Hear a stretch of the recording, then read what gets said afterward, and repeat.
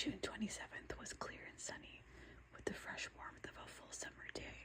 The flowers were blossoming profusely and the grass was richly green. The people of the village began to gather in the square, between the post office and the bank, around 10 o'clock. In some towns where there were so many people that the lottery took 2 days and had to be started on June 26th.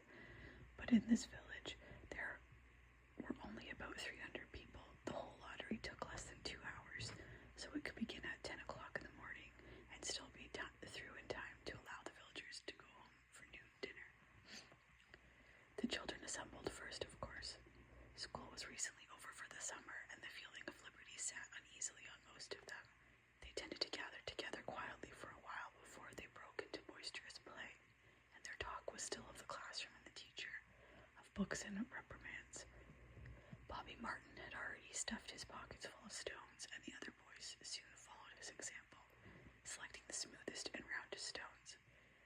Bobby and Harry Jones and Dickie Delacroix, the villagers pronounced this name Delacroix, eventually made a great pile of stones in one corner of the square and guarded it against the raids of the other boys. The girls stood aside, talking among themselves, looking over their shoulders at rolled in the dust or clung to the hands of their older brothers or sisters. Soon the men began to gather, surveying their own children, speaking of planting and rain, tractors and taxes. They stood together away from the pile of stones in the corner, and their jokes were quiet and they smiled rather than laughed. The women, wearing faded house dresses and sweaters, came shortly after their menfolk.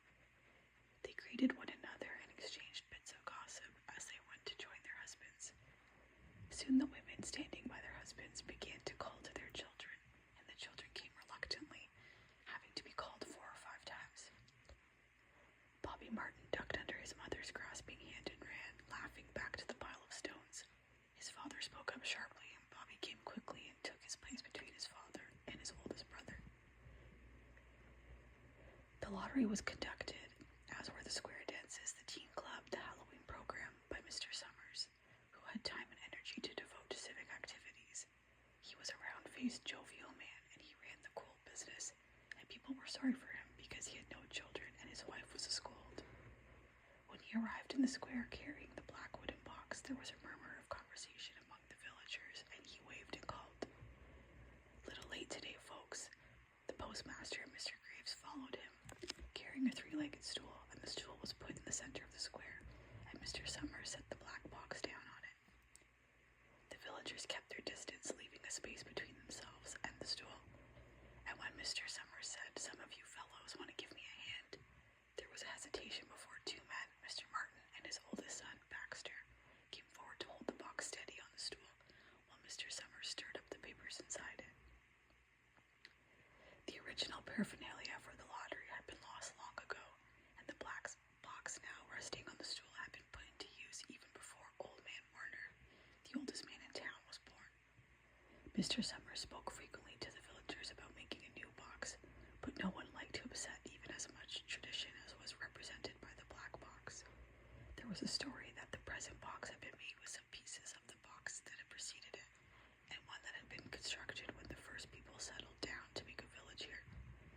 Every year after the lottery, Mr. Summers began talking again about a new box, but every year the subject was allowed to fade off without anything being done. The black box grew shabbier each year. By now it was no longer completely black, but splintered badly along one side to show the original wood color, and in some places faded or stained. Mr. Martin and his oldest son, Baxter, held the black box securely on the stool until Mr. Summers had stirred the papers thoroughly with his hand. Because so much of the ritual had been forgotten or discarded, Mr. Summers had been successful in having slips of paper substituted for the chips of wood that had been used for generations. Chips of wood, Mr. Summers had argued, had been all very well when the village was tiny, but now the population was more than 300 and likely to keep on growing. It was necessary to use something that would fit more easily into the black box. The night before the lottery, Mr. Summers and Mr. Graves made up the slips of paper and put them in the box, and it was then taken to the safe of Mr. Summers' coal company and locked up until Mr. Summers was ready to take it to the square the next morning. The rest of the year, the box was put away, sometimes one place, sometimes another. It had spent 1 year in Mr. Graves' barn and another year underfoot in the post office, and sometimes it was set on a shelf in the Martin grocery and left there. There was a great deal of fussing to be done before Mr. Summers declared the lottery open. There were lists to be made up, the heads of families, heads of households in each family, members of each household in each family. There was the proper swearing in of Mr. Summers by the postmaster as the official of the lottery. At one time, some people remembered, there had been a recital of some sort, performed by the official of the lottery, a perfunctory, tuneless chant that had been rattled off duly each year. Some people believed that the official of the lottery used to stand by, so when he said or sang it, others believed that he was supposed to walk among the people. But years and years ago, this part of the ritual had been allowed to lapse. There had been also a ritual salute, which the official of the lottery had to use in addressing each person who came up to draw from the box, but this also had changed with time, until now it was felt necessary only for the official to speak to each person approaching. Mr. Summers was very good at all this, in his clean white shirt and blue jeans, with one hand resting carelessly on the black box. He seemed very proper and important as he talked interminably to Mr. Graves and the Martins. Just as Mr. Summers finally left off talking and turned to the assembled villagers, Mrs. Hutchinson came hurriedly along the path to the square, her sweater thrown over her shoulders, and slid into place in the back of the crowd. Clean forgot what day it was, she said to Mrs. Delacroix, who stood next to her, and they both laughed softly. Thought my old man was out back stacking wood, Mrs. Hutchinson went on, and then I looked out the window and the kids was gone, and then I remembered it was the 27th that came a-running. She dried her hands on her apron, and Mrs. Delacroix said, "You're in time, though. They're still talking away up there."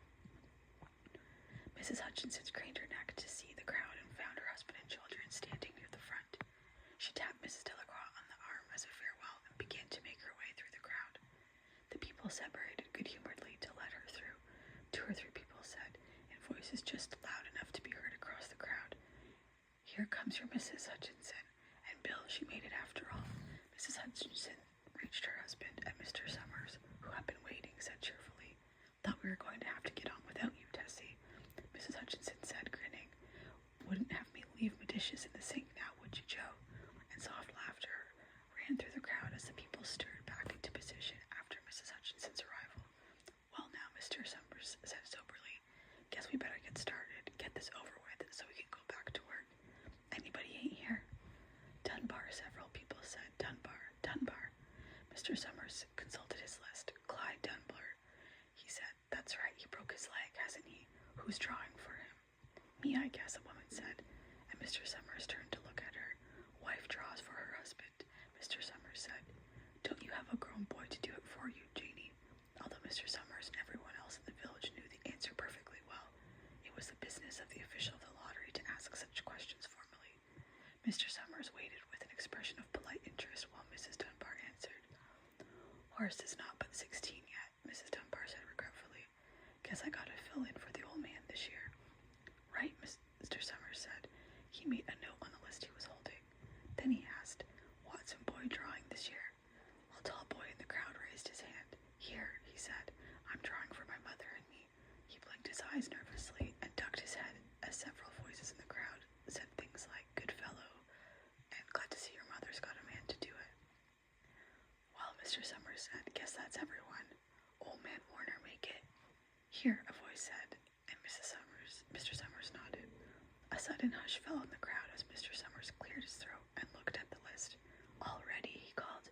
"Now, I'll read the names, heads of families first, and the men come up and take a paper out of the box. Keep the paper folded in your hand without looking at it until everyone has had a turn. Everything clear?" The people had done it so many times that they only half listened to the directions. Most of them were quiet, wetting their lips and not looking around. Then Mr. Summers raised one hand high and said, "Adams." A man disengaged himself from the crowd and came forward. "Hi, Steve," Mr. Summers said, and Mr. Adams said, "Hi, Joe." They grinned at one another humorlessly and nervously. When Mr. Adams reached into the black box and took out a folded paper, he held it firmly by one corner as he turned and went hastily back to his place in the crowd, where he stood a little apart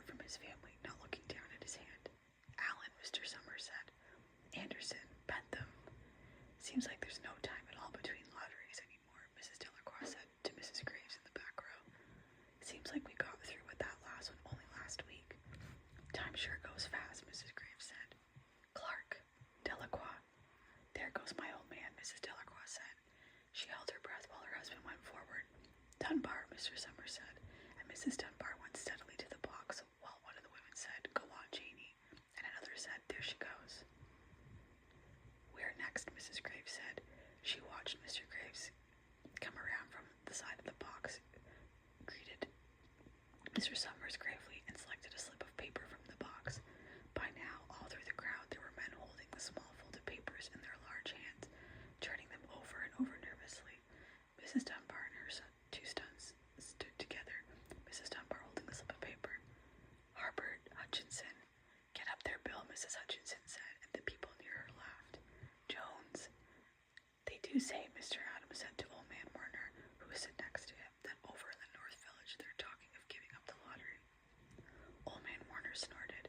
"Pack of crazy fools," he said. "Listening to the young folks, nothing's good enough for them. Next thing you know, they'll be wanting to go back to living in caves. Nobody work anymore. Live that way for a while. Used to be a saying about lottery in June. Corn be heavy soon. First thing you know, we'd be eating stewed chickweed and acorns. There's always been a lottery," he added petulantly. "Bad enough to see young Joe Summers up there joking with everybody." "Some places have already quit lotteries," Mrs. Adams said. "Nothing but trouble in that," old man Warner said stoutly. "Pack of young fools." Martin and Bobby Martin watched his father go forward. "Overdyke, Percy, I wish they'd hurry," Mrs. Dunbar said to her older son. "I wish they'd hurry." "They're almost through," her son said. "You get ready to run, tell Dad," Mrs. Dunbar said. Mr. Summers called his own name and then stepped forward precisely and selected a slip from the box. Then he called, "Warner." 77th year I've been in the lottery," old man Warner said as he went through the crowd. 77th time.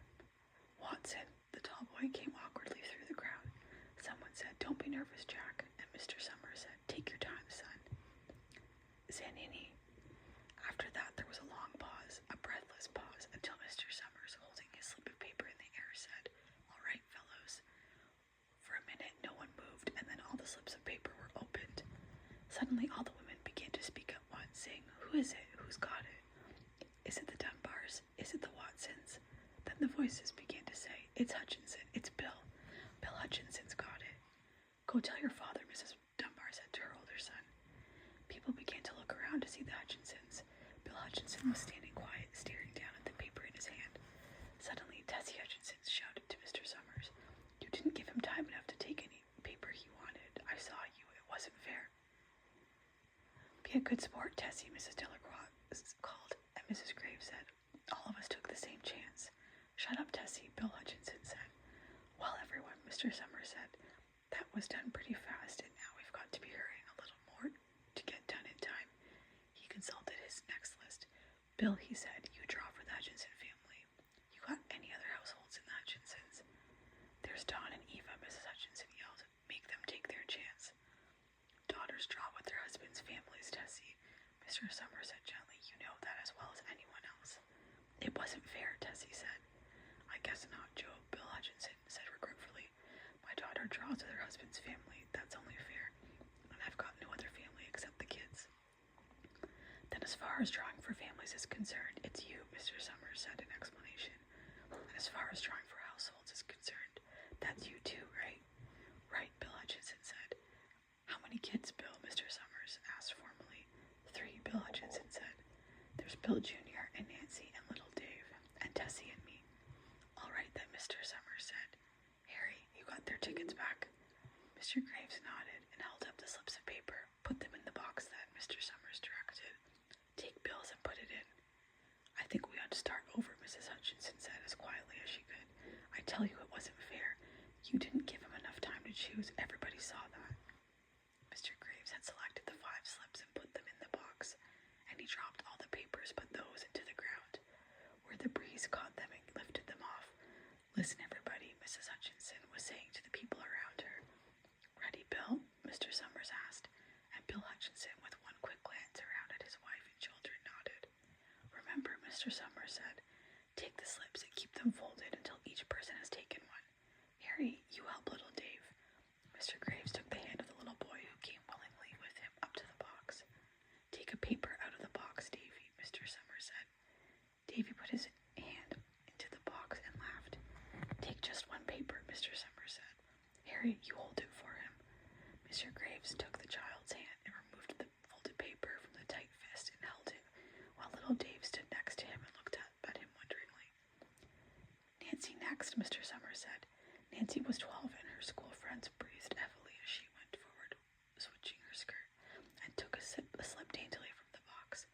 Bill Jr., Mr. Summers said, and Billy, his face red and his feet overlarge, near knocked the box over as he got a paper out. Tessie, Mr. Summers said. She hesitated for a minute, looked around defiantly, and then set her lips and went to the box. She snatched a paper and held it behind her. Bill, Mr. Summers said, and Bill Hutchinson reached into the box and felt around, bringing his hand out at last with a slip of paper in it. The crowd was quiet. A girl whispered, "I hope it's not Nancy," and the sound of the whisper reached the edges of the crowd. "It's not the way it used to be," Old Man Warner said clearly. "People ain't the way they used to be." "All right," Mr. Summers said. "Open the papers. Harry, you open little Dave's." Mr. Graves opened the slip of paper, and there was a general sigh through the crowd as he held it up, and everyone could see that it was blank. Nancy and Bill Jr. opened theirs at the same time, and both beamed and laughed, turning around to the crowd and holding their slips of paper above their heads. "Tessie," Mr. Summers said. There was a pause, and then Mr. Summers looked at Bill Hutchinson, and Bill unfolded his paper and showed it was blank. "It's Tessie," Mr. Summers said, and his voice was hushed. "Show us her paper, Bill." Bill Hutchinson went over to his wife and forced a slip of paper out of her hand. It had a black spot on it, the black spot Mr. Summers had made the night before with the heavy pencil in the coal company office. Bill Hutchinson held it up, and there was a stir in the crowd. "All right, folks," Mr. Summers said, "let's finish quickly." Although the villagers had forgotten the ritual and lost the original black box, they still remembered to use stones. The pile of stones the boys had made earlier was ready. There were stones on the ground with the blowing scraps of paper that had come out of the box. The Telegrux selected a stone so large she had to pick it up with both hands and turned to Mrs. Dunbar. "Come on," she said, "hurry up." Mr. Dunbar had small stones in both hands, and she said, gasping for breath, "I can't run at all. You'll have to go ahead. I'll catch up with you." The children had stones ready, and someone gave little Davy Hutchinson a few pebbles. Tessie Hutchinson was the center of a cleared space by now, and she held her hands out desperately as the villagers moved in on her. "It isn't fair," she said. A stone hit her on the side of the head. Old Man Warner was saying, come on, everyone." Steve Adams was in the